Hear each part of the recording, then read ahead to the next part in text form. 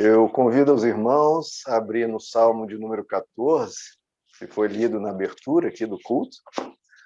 Quero tratar aqui de dois versos, Salmo 14, quem quiser abrir comigo. Salmo 14, queridos. Então vamos ver esse tema aqui que é bem atual e interessante para muitos. Salmo 14, os dois primeiros versos. Diz o tolo em seu coração: Deus não existe. Corromperam-se e cometeram atos detestáveis. Não há ninguém que faça o bem. O Senhor olha dos céus para os filhos dos homens para ver se há alguém que tenha entendimento, alguém que busque a Deus. Vamos orar, queridos. Senhor nosso Deus, fala conosco, edifica-nos, Pai, na Tua palavra, que a Tua palavra venha nos iluminar, venha nos dar entendimento, venha nos dar conhecimento e colaborar com a nossa vida, Senhor, sempre, para a nossa vida contigo, nossa vida espiritual, e que o Senhor nos revele o principal de tudo, que é o Senhor mesmo. Fala conosco, Pai, nós te pedimos em nome de Jesus. Amém. Queridos, vamos falar aqui especialmente desse primeiro verso, né, que a Bíblia fala nessa temática, né, da existência de Deus. O verso nos diz, o tolo diz no seu coração, Deus não existe. É interessante, né, como essa semana eu fui inquirido a respeito disso 3 vezes. Fui inquirido sobre isso pessoalmente, no WhatsApp e no YouTube. No YouTube tive até uma longa conversa com uma pessoa lá com nickname, né, chamado Ateu Indiferente. Tive uma conversa até longa com essa pessoa. Quando vem essas 3 coisas, assim, na mesma semana, eu sei que não é coincidência, né? Eu nem tenho fé suficiente para crer que é uma mera coincidência. Eu entendo que é Deus querendo que eu traga algo a esse respeito, à comunidade, às pessoas em geral. O Petro já me perguntou sobre isso há algum tempo, né? As pessoas estão ficando cada vez mais precoces, né? Quanto antes elas estão se questionando e perguntando coisas a esse respeito. Interessante também que eu tinha pensado em pedir para a Magda gravar justamente o louvor que ela gravou, mas eu falei, não, vou deixar para que Deus conduza, e aconteceu exatamente o que eu tinha pensado em pedir para ela, né? Queridos, esse é um questionamento muito comum entre os mais jovens, né? Na verdade, as pessoas de toda idade, mas muitas vezes isso surge de repente na mente dos jovens, e o jovem que se não questiona isso, ele vai acabar sendo questionado pelos seus colegas, né? Seja no colégio, especialmente na faculdade, às vezes até por professores, que eu acho um absurdo, né? Um professor se meter na vida íntima, quanto mais, ainda mais religiosa de uma pessoa, né? Nesses termos de querer destruir a fé da pessoa. Isso eu acho uma violência, né? E esse questionamento, que é muito comum, precisa ser tratado. A gente não pode deixar isso por baixo dos panos, porque isso, obviamente, é um questionamento válido. A pessoa está se perguntando. E é importante os cristãos se posicionarem, saberem responder isso, ou ao menos onde buscar. Bom, primeira coisa, muitos ateus e céticos, eles tratam essa questão dos cristãos, né, das pessoas crerem em Deus, como uma espécie de ingenuidade, uma infantilidade e até uma tolice acreditar em Deus. Agora, esse salmo que nós acabamos de ler, o Salmo 10 também fala sobre isso, esse salmo, o Salmo 14, inverte o jogo. Ele fala que é o tolo que afirma que Deus não existe. Então, quando os ateus dizem, né, são tolos ao dizer que Deus existe, as escrituras invertem, não, tolo é quem diz que Deus não existe. E veja, isso não em um tom de uma ofensa, né, porque não é esse o ponto. É o ponto de a questão é uma constatação. Porque se Deus existe, é óbvio que a tolice está do lado de quem afirma o contrário, né? Se Deus realmente existe, a tolice é afirmar que ele não existe. Afinal de contas, está afirmando que o ser que dá origem a tudo, sustenta a tudo, está presente em todas as coisas, em todos os lugares, é o maior ser que existe no universo, ao ponto de ser maior do que o próprio universo e ser eterno. Dizer que ele não existe realmente é uma afirmação a mais tola possível. É como uma pessoa num barquinho, navegando no Oceano Pacífico, de repente dizer que o Oceano Pacífico não existe. A diferença é que, no caso de Deus, é bilhões de vezes pior, né? Então, convenhamos, tolice é até uma palavra leve para afirmar isso. E veja, eu só estou usando essa retórica, essa linguagem, porque é a linguagem que utilizam ao falar sobre a fé, sobre a crença em Deus. Então, é para contrapor esse uso tão comum deles. Porque a ridicularização, queridos, é muitas vezes um dos argumentos mais poderosos. Tem até um livro de um filósofo, Schopenhauer, que ele tem uma lista de como você vencer uma argumentação sem ter razão. Olha como é interessante. Não porque ele quer ser ludibriador, mas só mostrando técnicas que muitas vezes oponentes utilizam para ganhar sem ter razão. E a ridicularização é um desses caminhos. Você ridiculariza uma pessoa, mesmo quem está ridicularizando não tendo razão, por ridicularizar e o outro fica balançado, se sente tolo, a pessoa acaba se dando por vencida. E aí a Bíblia não aceita isso, né? E por eles usar esse tipo de retórica, aí eu contraponho ele voltando às armas que eles apontam contra eles mesmos. Então, veja, eles acusam os que creem de tolice, de absurdo. E eu só vou mostrar que vou tratar que essa tolice, se houver do lado de lá. E, de novo, não como uma ofensa, como uma constatação.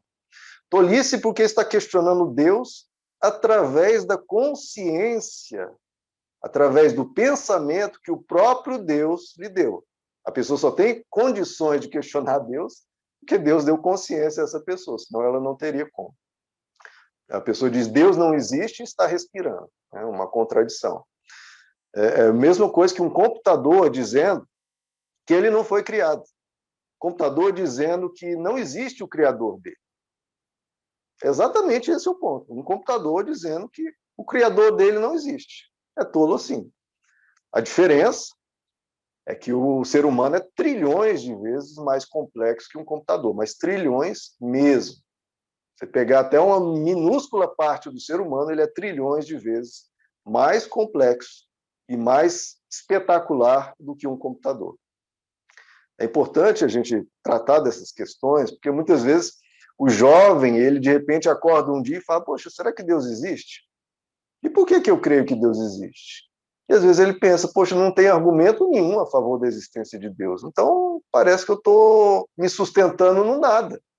Parece que não tem nenhum argumento. E nós vamos ver aqui que existe muitos. Porque a pessoa perguntar, será que Deus existe? E buscar uma resposta, isso é bom. Como o próprio Deus diz lá no livro do profeta. Vinde e arrazoemos. Vinde e vamos analisar. Agora, a pessoa perguntar e ficar, e simplesmente não correr atrás, isso é ruim.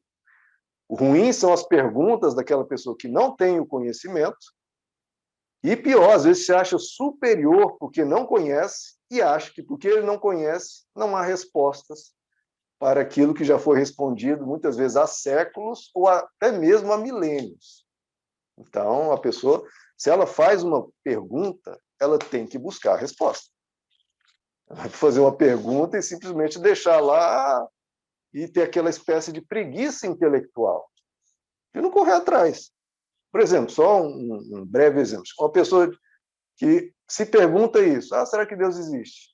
E, por exemplo, não analisar o argumento cosmológico Kalam. Então, a pessoa afirma algo a partir da ignorância. Isso é um argumento. A pessoa afirmar que Deus não existe e não conhecer, por exemplo, o argumento cosmológico Kalam, a pessoa afirma algo a partir da ignorância, que ela sequer buscou. É uma pessoa dizendo que a célula do nosso corpo não existe sem ter olhado em um microscópio. Eu acho que é até respeitável o cético, o ateu, que investigou, que buscou. Aí tudo bem. Mas, em geral, quando um cético, um ateu, resolve buscar a fundo, muitas vezes o que ocorre é ele passa a crer na existência de Deus. Isso tem inúmeros casos. Lee Strobel, que até tem um filme aí, Em Defesa de Cristo, narrando a busca dele, E como ele foi esmagado pelas evidências e acabou passando a crer. Tem muitos casos. O Danny Robert Dufour, filósofo da Universidade de Paris, mesma coisa. Até mesmo o pai do ateísmo moderno, Anthony Flew, que durante 50 anos, não é 2 anos, 5 anos, 10, não, durante 50 anos, ele publicou livros e artigos a respeito do ateísmo, defendendo o ateísmo. Ele, de repente, agora, no fim da vida, e não por medo da morte, não, mas ele foi, de novo, esmagado pelas evidências, pelas análises, pela investigação dele. E ele tinha feito um compromisso, que é o compromisso socrático, de ser levado até onde as evidências o levarem, não resistir. E ele depois escreveu um livro, né? Um ateu garante, Deus existe. Então, eu quero tratar aqui muito brevemente, porque estamos numa mensagem de duração curta, alguns argumentos a respeito da existência de Deus. Eu vou tratar de alguns aqui, vou destacar 7, e depois listar alguns outros, só para mais as pessoas entenderem que a gente não se baseia no nada, mas se baseia num fundamento sólido, muito sólido. Porque, de novo, é o maior ser do universo, então não tem como você dizer que se não houver nenhum argumento, realmente aí é balela. Mas não é o caso. Só porque um puro desconhecimento das pessoas. Então, eu vou analisar aqui com vocês, muito brevemente, que nós podemos entender e buscar e analisar a experiência de Deus, a existência de Deus, naturalmente, sobrenaturalmente, filosoficamente, probabilisticamente, historicamente, moralmente, experimentalmente.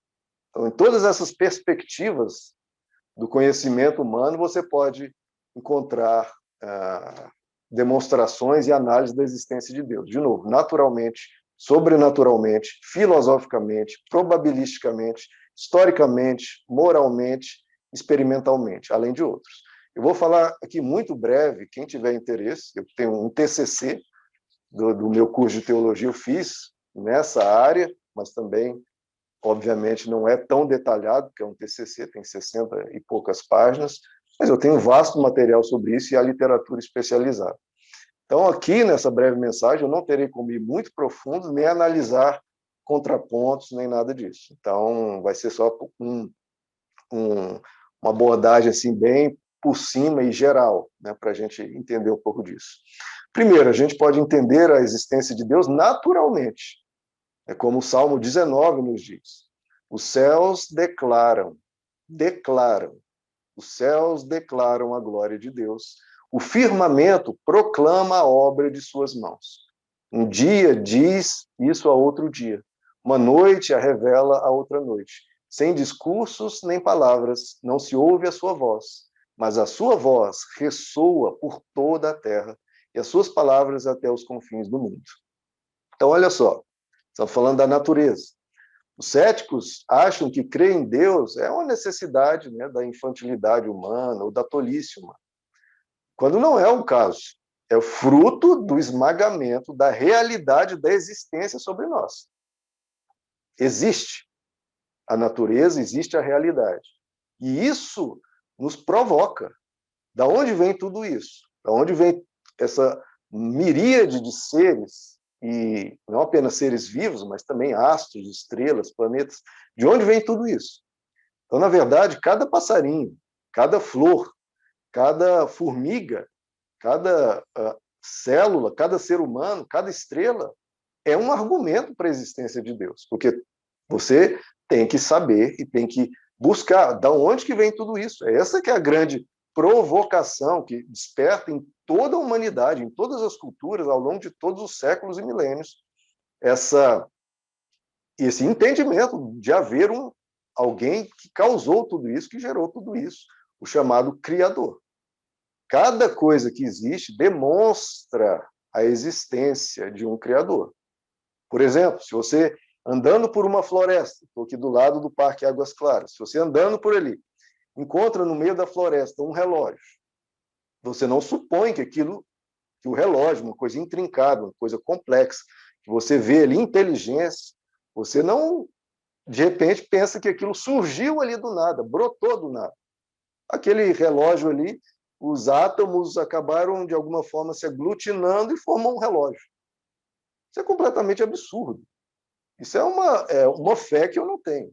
Isso é totalmente ridículo, na verdade. Por isso que fala, é uma tolice.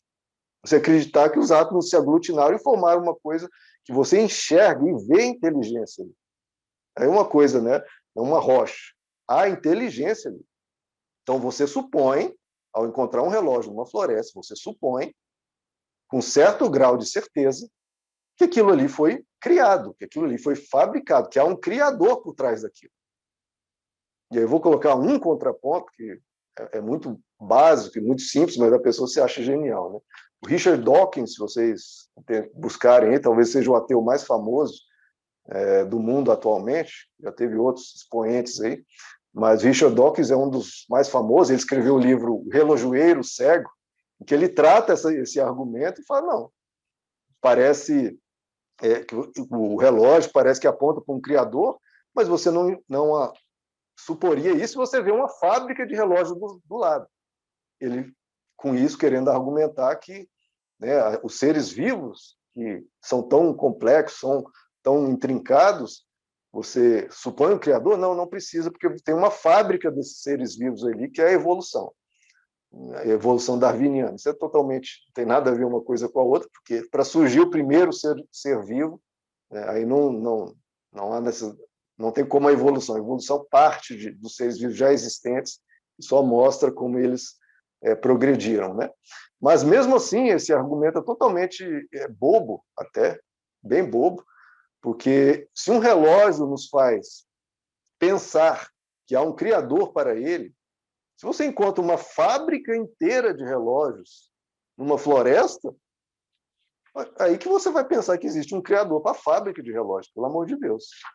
A evolução, ela se baseia na existência de um DNA, de um RNA, de coisas extremamente complexas, de um mecanismo de reprodução e de avanço espetaculares. Se você encontra uma fábrica de relógios, você não vai pensar que aquilo foi fabricado novamente. Então, ele só adicionou um passo a mais, e um passo ainda mais complexo que o relógio, com ainda mais inteligência que o relógio, e que exige ainda mais um criador. E tudo na natureza, você vê extrema complexidade, extrema inteligência. Você vê o cérebro humano, é uma coisa espetacular, capaz de produzir consciência. Você vê a mitocôndria, por exemplo, que não é nem uma célula, é um composto da célula. A mitocôndria, que é uma coisa assim, parece um milagre. A mitocôndria é uma usina elétrica dentro de uma célula. Então, é um pequeno composto, um micro composto dentro de uma célula, que é uma usina elétrica. Então, a gente está falando de uma fábrica de relógio, a gente está falando que tem uma usina dentro de uma célula sua, com um funcionamento otimizado, espetacular e perfeito. É uma coisa assim de outro mundo. Você está vendo uma tecnologia extremamente avançada dentro de uma célula sua, que não foi você que fez. Mas se você encontrasse isso por aí, você vê, poxa, isso aqui é algo produto de uma inteligência. A gente está vendo uma usina, você encontra uma usina elétrica por aí e fala, isso aqui surgiu por acaso. Isso é completamente absurdo. Você vê o DNA é um código, como se fosse um código de computador, do tamanho de uma enciclopédia. Hoje em dia não tem enciclopédias, né? Hoje é tudo eletrônico, mas com dezenas de milhares de páginas de código descrevendo quem você é. O RNA é um mecanismo de comunicação e replicação complexo como para trabalhar no DNA. É uma coisa assim violenta para mostrar o tamanho da inteligência por trás daquilo. Ou seja, os céus declaram a glória de Deus. O Anthony Flew, que eu mencionei mais cedo, que durante 50 anos publicou artigos e livros sobre o ateísmo, considerado um dos pais do ateísmo moderno, ele explica, né, o que levou ele a finalmente identificar e crer na existência de Deus. Ele diz que há 3 dimensões da natureza que apontam claramente para um Deus. O fato da natureza obedecer leis, né, eu já até comentei sobre isso em outras pregações, sobre logos e tudo mais. Então, o fato da natureza obedecer leis, a existência de seres vivos com inteligência e consciência, surgidos a partir da matéria inanimada, e o terceiro ponto, a própria existência do universo. James Tour, químico e cientista infinitesimal, você vê, eu não estou falando de pessoas ignorantes, cientista infinitesimal da Universidade de Rice, que é inclusive um dos expoentes na pesquisa molecular, ele afirma, lendo aqui: fico extasiado com Deus em virtude do que ele tem feito por meio de sua criação. Somente um principiante que nada sabe sobre ciência diria que a ciência prejudica a fé. Se você realmente estudar a ciência e a natureza, ela o levará para mais perto de Deus. E é por isso que o livro de Romanos, o apóstolo Paulo nos diz que é um conhecimento manifesto. Ele diz no seu primeiro capítulo: pois o que de Deus se pode conhecer é manifesto entre eles, porque Deus lhes manifestou. Como? Pois desde a criação do mundo, os atributos invisíveis de Deus, seu eterno poder e sua natureza divina, têm sido vistos claramente. Então, olha só, não é uma coisa escondida, não é uma coisa mirabolante, não é uma coisa sem argumentos, não é sustentado no nada. Então, a Bíblia afirma: os atributos invisíveis de Deus, seu eterno poder e sua natureza divina, têm sido vistos claramente, sendo compreendido por meio das coisas criadas, de forma que tais homens são indesculpáveis. Depois não adianta chegar para Deus no céu e falar: Deus, desculpa, eu não sabia, não estava claro. Não, não, não. São indesculpáveis. Estão vistas claramente por meio das coisas criadas. Porque, tendo conhecido a Deus, não glorificaram como Deus, nem lhe renderam graças, mas os seus pensamentos se tornaram fúteis, se tornaram tolices, e os seus corações insensatos se obscureceram. Então, a gente tem que ter cuidado, porque se Deus existe, é indesculpável. E ele demonstra, ele manifesta, e ele pode ser entendido claramente por meio das coisas criadas. Porque se você vê o efeito de alguma coisa, você obviamente pensa que aquele efeito há uma causa para isso. O universo é um efeito. Então há uma causa para ele. E se a pessoa questionar isso e duvidar disso, ela vai viver a vida toda, décadas da vida dela, com a existência inteira. Cada pedra, o sol, as estrelas, cada ser vivo gritando o tempo todo que existe uma causa para tudo isso. Então, para onde, onde que tem prova da existência de Deus? Para onde quer que você olhe. Você olha para cá, não tem um lugar que você não olhe, não tem um lugar que você olhe que não haja uma prova para a existência de Deus. Então a pessoa precisa tapar os olhos para não ver, e se tapar os olhos para não ver, ela vai ouvir, vai sentir, vai pensar. Se não estiver desprovida de todos os sentidos dela, ela vai pensar. E pensar também é algo oriundo e proveniente de Deus. Então, da onde tem prova para a existência? Todo lugar que você olhe, tudo. Na verdade, tudo é prova da existência de Deus, porque tudo veio dele, e onde tem um efeito, tem uma causa. Então, essa é a argumentação na natureza, é um entendimento natural. E você pode ver, entender e buscar Deus sobrenaturalmente, claro, milagres. Queridos, basta um único milagre para provar que existe o sobrenatural. Uma prova baseada em fatos, e uma prova, de novo, indesculpável. Basta um milagre. Um milagre, pronto, tá. Vou repetir. Basta um. E pronto, você já provou que existe o sobrenatural. Está provado, pronto, fim de assunto. Não precisa mais conversar sobre isso. Está provado. Basta um. Então, veja só, quem não crê na existência de Deus, ele vai provar isso como? Não tem como provar. Agora, o cristão que crê na existência de Deus, com uma única prova, um único milagre, já resolveu o problema dele. Pronto, tá. Acabou, não tem mais questionamento, não tem mais dúvida, não tem mais nada. Basta uma prova, já está provado. O ateu vai provar como a posição dele? Não tem como. Então, quando eles nos acusam de ter uma fé cega, errado, totalmente errado, porque nós já vivenciamos de várias formas isso. Que ocorreu um milagre na vida da pessoa, pronto. Ou Deus falando com ela uma vez, e pronto. A pessoa já sabe. Nem se torna uma questão mais de fé, muito menos de fé cega. A pessoa já sabe, já teve uma experiência com aquilo. Zero cegueira. Agora, sim, o ateu, sim. Ele tem uma fé cega eternamente. Porque ele está crendo que Deus não existe, a despeito de toda a criação. Ele está crendo nisso. E ele não pode provar que Deus não existe. Não pode. Na verdade, é uma impossibilidade filosófica provar que algo não existe.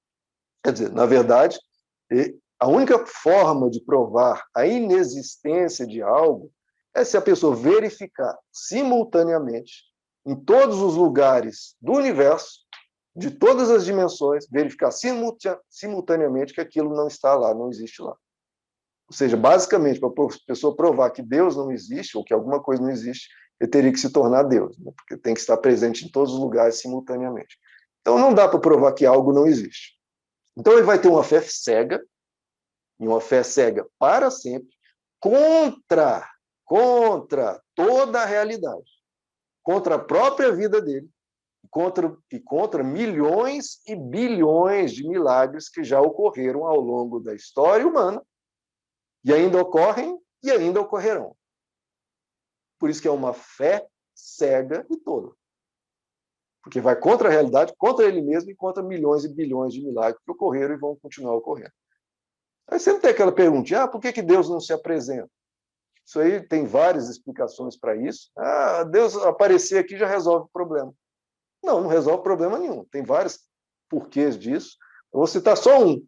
Não resolve problema nenhum, porque Deus aparecia todo fim de tarde a Adão e Eva, seres perfeitos. Isso resolveu o problema? Não. Tanto é que pecaram, abandonaram a Deus e preferiram a morte do que a vida. Então, isso não resolve o problema da cobiça humana. Deus aparecer não resolve muita coisa. Na verdade, vai só gerar Adão e Eva ainda pior, né? Imperfeitos, não somos perfeitos como ele, não vai mudar muita coisa. Não resolve o problema da cobiça humana. Falando naturalmente, sobrenaturalmente, filosoficamente, que eu até mencionei brevemente, o argumento cosmológico Calam. O argumento cosmológico, nas suas várias variantes, já foi defendido por gigantes do conhecimento humano. Já foi defendido por Platão, Aristóteles, Anselmo, Tomás de Aquino, Descartes, Spinoza, Berkeley, Locke, Leibniz. E atualmente ele um dos seus principais proponentes é o Dr. William Lane Craig. Então, só para mostrar que não são qualquer um, é gente de calibre, de peso. É também conhecido esse argumento como argumento da primeira causa. Eu não tenho como tratar isso aqui, que é uma questão filosófica um pouco mais complexa, mas vou falar só em linhas gerais, mas eu entendo que muitos talvez não compreendam e, obviamente, vai carecer de uma profundidade. Mas vou botar aqui muito rapidamente. O argumento consiste em 3 passos simples. Tudo que começa a existir, começou a existir, começou em um dado momento, então ele tem uma causa. O universo, ponto 2, o universo começou a existir. Ponto 3, aí a conclusão. Logo, o universo tem uma causa. O primeiro ponto, a argumentação. Tudo que começa a existir tem uma causa, isso é uma premissa, mas tem uma argumentação sobre isso do filósofo Al-Ghazali, que basicamente é que do nada, nada surge. Se do nada, nada surge, então algo que surgiu tem algo que o originou. Né? Tem a frase em latim, ex nihilo nihil fits. Do nada, nada surge. O segundo ponto, o universo começou a existir. O universo não pode ser eterno. Porque se o universo fosse eterno, por exemplo, ele não surgiu, ele sempre existiu. Por exemplo, o universo sempre existiu, faz de conta. Não teve um criador, o universo sempre existiu. Tá bom, se ele sempre existiu, ele é eterno. Então, quantos dias para trás há nesse universo, se ele é eterno? Infinitos dias, correto? Se ele é eterno, se ele sempre existiu, então há infinitos dias atrás de nós. E tem como, se há infinitos dias, esses infinitos dias terem chegado até o dia de hoje? Não, porque é impossível você percorrer o infinito. Se há infinitos dias para trás de nós, não tem como chegar até o hoje. O hoje não tem como chegar, porque não tem como atravessar o infinito. É o que se diz, a impossibilidade matemática da existência do infinito real. A impossibilidade matemática da existência do infinito real. O hoje nunca chegaria se o universo é eterno. Então, o universo, se ele não é eterno, ele começou a existir. Portanto, o universo tem uma causa no Criador. Isso aí dá para ser destrinchado mais a fundo, mas é esse o argumento filosófico, o chamado argumento cosmológico Calam. Bom, dá para conhecer Deus também, entender a sua existência probabilisticamente. Por que isso? Porque existem diversos valores de constantes físicas, químicas, matemáticas, que no universo, variáveis físicas, que parecem ter sido ajustados precisamente de forma a possibilitar a existência de vida e a existência da realidade. Qualquer variação nessas constantes físicas pode ser uma variação minúscula, de 0,0000001%, e pronto, não existiria seres vivos, não existiria estrelas, não existiria planetas, não existiria nada. Por exemplo, uma constante, que todo mundo conhece, constante da gravidade. Varia isso aí em 0,0001%, pronto, não existiria universo, não existiria vida, não existiria nada. São muitas constantes. Há um ajuste tão perfeito, esse ajuste assim, preciso nessas constantes físicas, é conhecido como sintonia fina ou princípio antrópico. O George Smoot, quem é George Smoot? É um qualquer? Não, Nobel da Física. Ele diz que há 20 ou 25 parâmetros da física que são necessários estar tão bem ajustados, tão bem calibrados. Olha as palavras, como você vê, inteligência. Calibrado para a existência da vida. E há outros, pelo menos 20 ou 25, alguns argumentam que há mais de 50 constantes e quantidades físicas. Um exemplo, para a gente ficar em poderia destrinchar isso aqui em muitos exemplos. Por exemplo, a formação da proteína. A proteína, se vocês não sabem, é a molécula básica da vida. Todo ser vivo precisa da proteína. Até o mais minúsculo vírus depende da proteína para se reproduzir, para existir, né? Para ter esse essencial da vida é a proteína. Qual a probabilidade, estamos falando probabilisticamente, né? Qual a probabilidade de uma única molécula da proteína ter surgido por acaso, aleatoriamente, né? Surgiu, do nada, os átomos foram se juntando, se aglutinando e formou uma proteína e a partir daí todos os seres vivos surgiram. Qual a probabilidade de surgir ao acaso, aleatoriamente? É mais ou menos a probabilidade de uma pessoa ganhar, assim, com uma única aposta na loteria, na Mega Sena, né? A gente sabe que a probabilidade é muito baixa.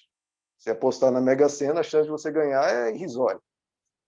A formação de uma proteína aleatoriamente é mais ou menos a mesma probabilidade? Não.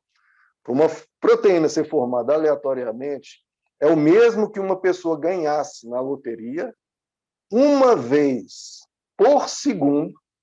Olha só, a pessoa ganha na loteria uma vez por segundo, a cada segundo ganha na loteria, por 1/7 de anos. Então tem bilhão, trilhão, quatrilhão, quinquilhão e sextilhão e setilhão de anos. Então a pessoa teria que ganhar na loteria uma vez por segundo. É a mesma probabilidade de uma proteína surgir aleatoriamente. Bom, eu não tenho fé suficiente para isso. Quem tiver, está de parabéns. Eu não tenho. Historicamente, podemos entender a existência de Deus.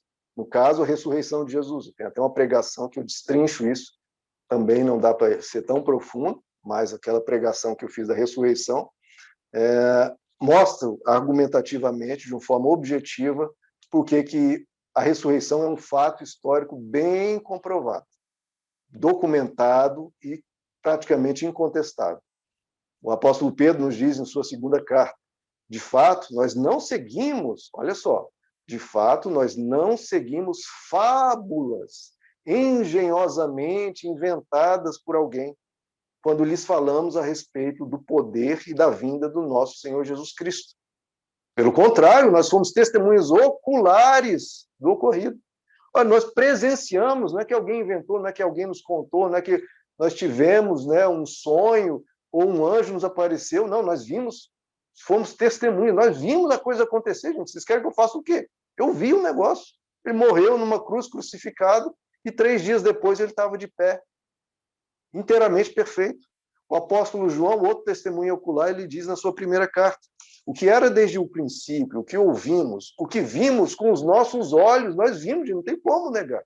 Nós vimos com os nossos olhos o que contemplamos e as nossas mãos apalparam. Depois de ressuscitado, Jesus falou, olha, toca aqui em mim, vê se um espírito ou uma visão, uma alucinação tem corpo e alma, toquem em mim. Jesus comeu com eles, passeou com eles, tocou neles.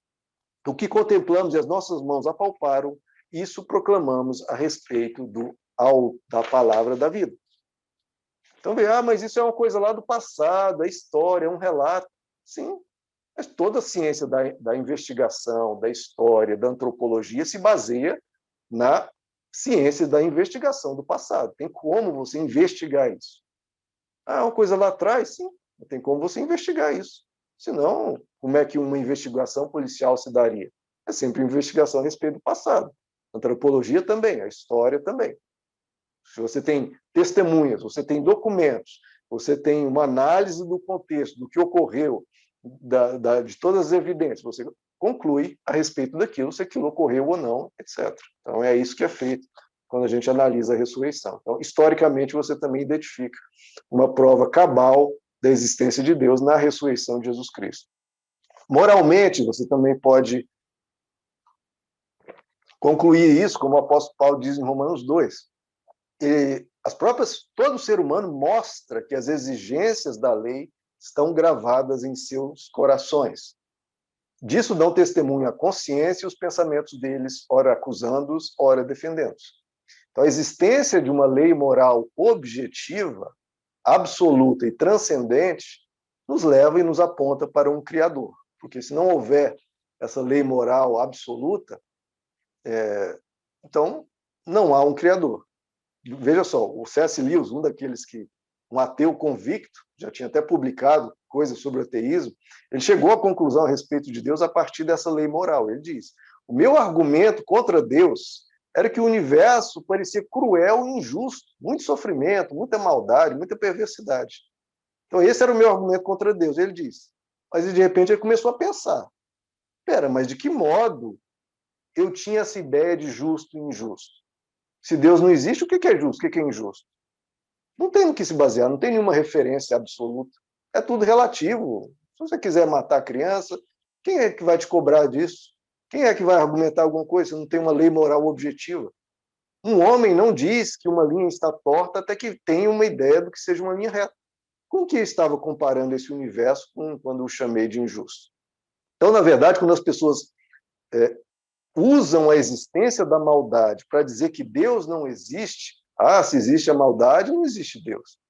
É o contrário, é justamente o contrário. A existência de uma definição que você possa se apegar e que seja absoluta do que é bom, do que é mal, prova a existência de Deus.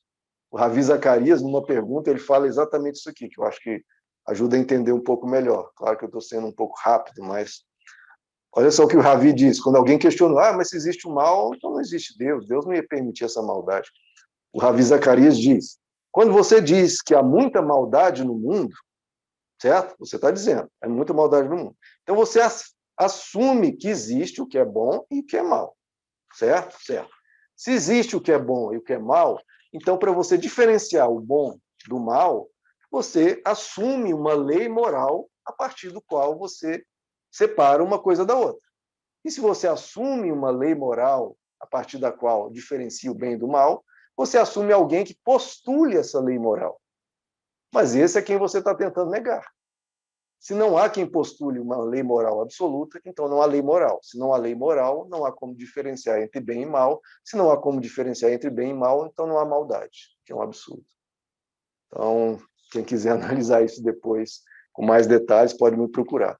E, por fim, o último argumento que eu vou colocar aqui, que é o que a maioria dos cristãos tem, que poucos chegam a esse nível de compreensão, talvez a natureza e os milagres, com certeza. A natureza impacta a humanidade inteira, em toda a história, e os milagres também. E esse último aqui talvez seja um dos mais presentes na vida cristã normal, né? Que é experimentalmente. Que é aquilo que Jesus diz: quem busca, acha. Então não tem assim, mas eu vou acreditar em Deus baseado em nada, eu não tenho. Não, meu irmão, quem busca, acha. Isso é muito simples. O cristão mais simples, sem muito conhecimento, ele conhece Deus como? Buscando. Ele buscou e achou.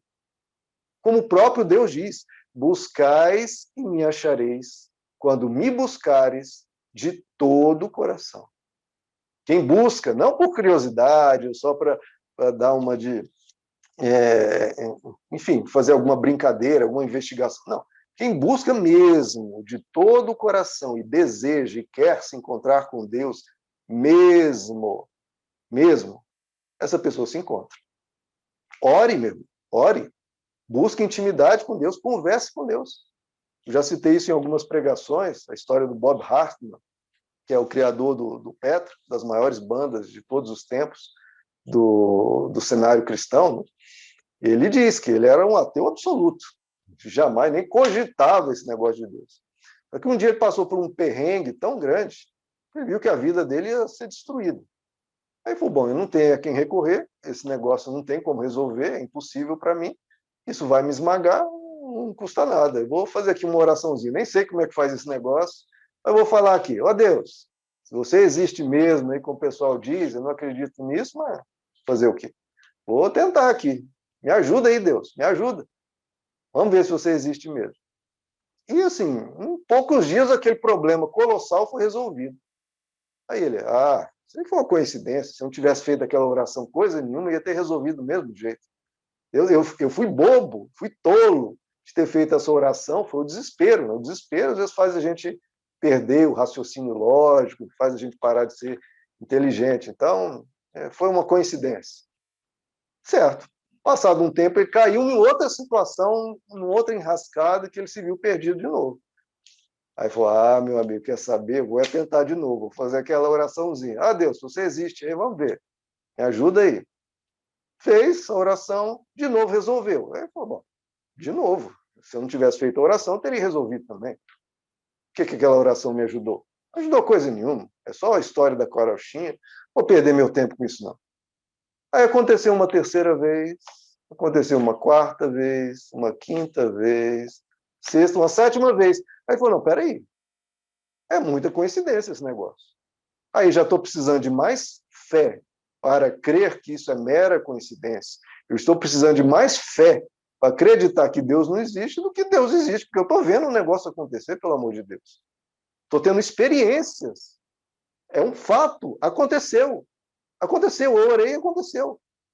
Então ele falou, não tem mais por que duvidar. Só por teimosia? Só por tolice? Só por implicância? Não, eu estou vendo a coisa diante de mim, estou sendo testemunha ocular, estou experimentando na minha vida, não é alguém dizendo, estou experimentando na minha vida a ação de Deus. E se tem um efeito, tem uma causa. Eu estou orando e está acontecendo. Então, meu amigo, eu vou parar de implicância e vou crer. E creu, e a vida dele foi transformada, e ele depois, ele gostava do rock e tudo, ele criou a banda, depois o Petra, se tornou uma das maiores bandas da história do cenário cristão, e uma das que mais me impactaram. Já fui no show deles muitas vezes, muito bom. Então, se relacione com Deus, queridos. Converse com Deus. Procure-o. E a pessoa vai encontrar. Claro que nós não podemos fazer experimentos científicos com Deus. Vamos colocar Deus aqui no laboratório, vamos fazer essa oração aqui, tem que acontecer tal coisa. Né? Aquele tipo de coisa. Vamos pegar um limão aqui, se Deus existe, vou jogar o limão e o limão não vai cair, hein, Deus? Prova que você... Não, Deus não se submete a esse tipo de coisa. Pelo amor de Deus. Ele não se submete a isso.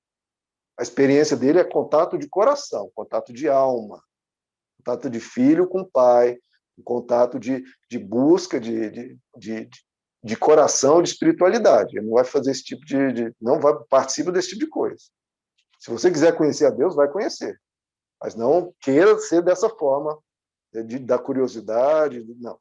Viva a vida e se coloque diante de Deus e você vai ver as ações dele o tempo todo. Eu tenho experiência com Deus o tempo todo. Tem inúmeras para contar. E por que eu tenho essas experiências com Deus? Porque eu sou melhor que alguém? Óbvio que não. É porque eu busco. Eu acabei de falar, eu ia pregar no domingo. Hoje, né, eu ia pregar, eu tinha um tema, já ia trabalhar nele. De repente, uma pessoa me pergunta sobre a existência de Deus, presencialmente. Aí eu abro no YouTube, tem um comentário sobre a existência de Deus. Aí eu vejo no WhatsApp uma pessoa perguntando sobre a existência de Deus. É coincidência as três coisas na mesma semana? Não, estou falando uma experiência bem simples, né? É claro que não, eu vou ter que ter muita fé para acreditar que isso é uma mera coincidência. E depois, o louvor que eu tinha colocado na cabeça de pedir para a Magda é o que aparece aqui. Então, um exemplo de muitos, como eu falei, antes da morte do meu pai, eu tive um sonho daqueles assim que a pessoa parece que está na realidade. Deus e Jesus conversou comigo e me preparou para aquilo. Conversou comigo e falou, olha, irmão, muitas vezes parece que a minha graça foi tirada, mas a minha graça sempre está presente. Eu chorei 3 dias com esse sonho. E Deus me preparou Depois desses 3 dias, foi mais 4, se não me engano, meu pai faleceu de forma trágica. Bom, são as coisas que Deus faz, querido. É só você buscar. Agora, quem não busca, fica reclamando que Deus não existe. Aí é muita comodidade, é muita preguiça, né, meu irmão? Busque. Busque, você acha. Eu não busco e acho que Deus não existe. Aí, pelo amor de Deus, fica reclamando, sendo que está a seu dispor, sendo que Ele está ali. Ele está sempre presente no tempo da tribulação. A cruz demonstrou o amor de Deus por nós, e Ele está sempre aberto para nos encontrar. E você pode experimentar a realidade de Deus naquilo que Ele propõe. Jesus nos propõe um meio de viver segundo o Evangelho. Se você vivenciar os ensinos de Jesus, você vai ver o quanto esses ensinos produzem vida. Tudo que Ele ensinou gera vida. Tudo que Ele ensinou gera uma beleza e uma grandeza divinas no viver. Por isso que a gente prega, por isso que a gente ensina, por isso que a gente se alimenta das palavras de Jesus, porque produzem vida, produzem espiritualidade. A pessoa é transformada.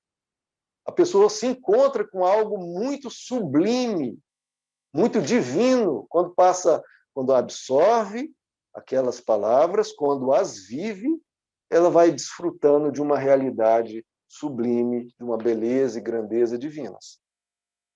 Então, eu falei aqui sobre argumentos, os mais diversos, naturalmente, sobrenaturalmente, filosoficamente, probabilisticamente, historicamente, moralmente, experimentalmente. E isso alguns, tá, queridos? E passando muito brevemente, alguns argumentos. Tem muitos outros. Tem as 5 vias de Tomás de Aquino, tem o cumprimento de profecias, tem o argumento ontológico de Santo Anselmo, tem o argumento transcendental de Immanuel Kant, o pressuposicionalismo de Greg Benson, tem o anseio pela eternidade, o desígnio de Paley. Na física, tem a segunda lei da termodinâmica, temos a aposta de Blaise Pascal. Eu estou passando aqui muito brevemente, então, por favor, a pessoa diz, a existência de Deus é baseada em nada. Pelo amor de Deus. Aí é tolice, total. Por exemplo, a aposta de Blaise Pascal, deixa eu falar muito brevemente. O que o Pascal diz? Se Deus, digamos, tem o ateu e tem o cristão. O cristão diz que Deus existe, o ateu diz que Deus não existe. Certo? Certo. Digamos que esses dois fazem aposta entre eles. Vamos ver quem está certo. E os dois morreram. Se Deus não existe, o que acontece com os dois? Nada. Acabou, certo? Eles nem têm consciência, nem pensam, acabou. Se Deus não existe, acabou, ficou igual para os dois. Certo? Se Deus existe, aí o cristão se dá bem. Aí o cristão vai para a glória. E o ateu vai ter que chegar diante de Deus e Deus vai dizer, você é indesculpável. Então, veja, até se você for bem lógico, fala, se eu apostar que Deus não existe, eu posso entrar numa enrascada. Porque eu vou chegar lá no céu, se ele existir, eu vou estar enrolado. Agora, quem apostou que... Agora, se Deus não existir, tanto faz. Tanto faz. Então, eu acho que é bem óbvio qual que é a alternativa mais lógica e mais sensata. E, de novo, seguir a Deus, não nos rigores do legalismo, na opressão que algumas religiões... Não, agora, a beleza de Jesus não tem nenhum malefício a pessoa viver. Pelo contrário, só benefício. Então, veja só, queridos, concluindo já aqui esse tratado. Se você, vivenciando sua fé cristã, não tiver respostas quando alguém te questionar, quando alguém vier argumentar, vier falando um monte de coisa, não se acovarde, não se acovarde. Nem se sinta mal ou mal preparado, não. O mais importante é que você sabe, e isso experimentalmente, você sabe da existência de Deus. Veja, você não sabe construir um avião, mas você já viajou em um, pelo menos a maioria aqui, ou boa parte. Você não sabe construir um avião, não tem a menor ideia, mas você já viajou em um. Então, se chega uma pessoa dizendo, que avião não existe, pelo amor de Deus, aí você fala, não, mas avião existe, sim. Ah, é? Então, prova que o avião existe. Constrói um aqui para mim. Como é que constrói um avião? Me prova. Você vai falar, eu não sei construir um avião. Tá vendo? O avião não existe. Não, meu irmão, eu nunca não sei construir um avião, mas eu já andei em um, já vi um. É a mesma coisa, que você às vezes não tem argumentos para explicar a existência de Deus e não tem como responder, às vezes, a questionamentos, a argumentos, a proposições que a pessoa traga, não se preocupe com isso, não. Você fala, não, meu irmão, eu já experimentei, eu já vi, eu já tive, já presenciei, eu já ouvi a voz dele, eu já vi milagres, eu já vi ações dele na minha vida, como lá do Bob Hartman. Eu orei, as coisas aconteceram, coisas impossíveis, coisas que não tinha saída. Então, todo argumento que trouxerem, queridos, por mais forte que pareça o argumento, no final das contas é risível. No final das contas é como o Salmo nos diz o tolo em seu coração, não há Deus. Deus não existe. Como assim? Eu já tive experiência com ele inúmeras. Então é a mesma coisa que a pessoa argumentar contra a existência do avião. O argumento pode parecer 100% lógico, bem acabado, sem falhas, um argumento assim perfeito. Mas se você já viu o avião, meu irmão, e vai ver inúmeras vezes, o que adianta esse argumento da pessoa? Você já viu, já andou de avião, vai ver ainda um monte de vezes. Esse argumento aí, todo lógico, todo intrincado, todo complexo, não estou nem aí para ele, é risível. E, de novo, a coisa mais incrível, meu irmão, é que você existe. Que você existe e compreende que existe. Você é um ser consciente. Como eu falei, tudo que existe tem prova para a existência de Deus por onde quer que você olhe. Então, se sinta seguro nisso. E aqueles que forem questionados por amigos, por colegas, você pode ou buscar literatura ou simplesmente falar isso. A natureza mostra a existência de Deus. Se você não lembrar dos argumentos mais intrincados, a natureza mostra a existência de Deus. Os milagres mostram a existência de Deus. E isso eu já experimentei, meu irmão. Já vi na minha vida. Orei, aconteceu, acabou. Basta um milagre, basta uma ação de Deus e eu já tive experiência com ele, já tive contato com ele. Isso para mim já resolve tudo. Você já teve alguma prova da não existência de Deus? Não, porque não tem como. Eu já tive provas, eu conheço, eu tive contato com ele. Para mim está resolvido. Como o profeta Isaías pergunta, e essa é a minha última citação. O profeta Isaías pergunta: quem criou essas coisas? Olha aí a natureza, olha ao seu redor. Quem criou essas coisas? E ele responde: será que você não sabe? Nunca ouviu falar? O Senhor é o Deus eterno. Ele é o Criador de toda a terra. Amém, meus queridos? Vamos orar então. Espero que isso possa dar aí um start e apaziguar o coração e fortalecer as pessoas nesse fundamento tão forte que nós temos, não apenas de uma existência de um Deus teórico, mas de um Deus presente, e bem presente, seja nos tempos das tribulações, seja em todos os momentos da nossa vida. Um Deus que deu a vida por nós na cruz, um Deus que nos criou, que nos sustenta, nos levará para a eternidade. Como diz o Blaise Pascal, quando falecermos, nós vamos nos encontrar com ele. E aí vamos ver quem estava certo, quem era o tolo da história. Nós vamos nos encontrar com ele e vamos celebrar eternamente a vida com ele. Isso será maravilhoso, queridos. E, de novo, experimentando já a glória dele em cada oração, em cada milagre, em cada realização que ele faz nas nossas vidas, em cada intervenção, o amor dele nos socorrendo, nos ajudando, nos fortalecendo, a presença dele, a voz dele, vivenciando os ensinos de Jesus, a palavra de Jesus, como diz aqueles discípulos de Emaús, a palavra que aquecia o nosso coração. Isso é espetacular, isso é fundamental, isso nos constrange, o amor de Cristo nos constrange. Vamos orar então? Senhor amado, nós queremos colocar a nossa fé e a nossa vivência diante de Ti, para que o Senhor sempre venha produzir, Senhor, em nós essa fé, venha nos edificar, venha construir em nós, Senhor, um fundamento, uma certeza e essa ousadia, como diz o apóstolo Paulo, de proclamar ao mundo o Evangelho. Eu não me envergonho do Evangelho de Cristo. Pelo contrário, ele é o poder de Deus para a salvação de todo aquele que crê. Obrigado, Senhor, porque o Senhor nos libertou de toda a tolice, nos levou para a grandeza de te conhecer e de te conhecer, não apenas teoricamente, mas nas nossas vidas. Conhecer o Senhor de perto, ver o Senhor nos levando, né, pelas tuas mãos, nos socorrendo, nos abençoando, nos agraciando, nos ensinando, como um pai ensina um filho. Nosso contato contigo não é apenas criatura, criador, ou súdito divindade, mas é um contato filhos com o Pai. Obrigado, Pai, porque o Senhor se faz presente, obrigado porque o Senhor está perto, Obrigado porque o Senhor é Emanuel, é Deus conosco. É o Senhor que nos fortalece, nos socorre, nos edifica. Obrigado pela tua paz, obrigado porque o Senhor nos deu esse privilégio de existir, não apenas a nós, mas a todos. Obrigado pela realidade, pela existência, pela natureza, por cada milagre, Senhor. Obrigado pela morte na cruz, obrigado pelos cada argumento, cada filosofia, cada ciência, que tudo aponta para ti. Nós te louvamos pela grandeza da tua graça, da tua existência, e te louvamos em nome de Jesus. Amém. Amém, queridos. Deus abençoe a todos.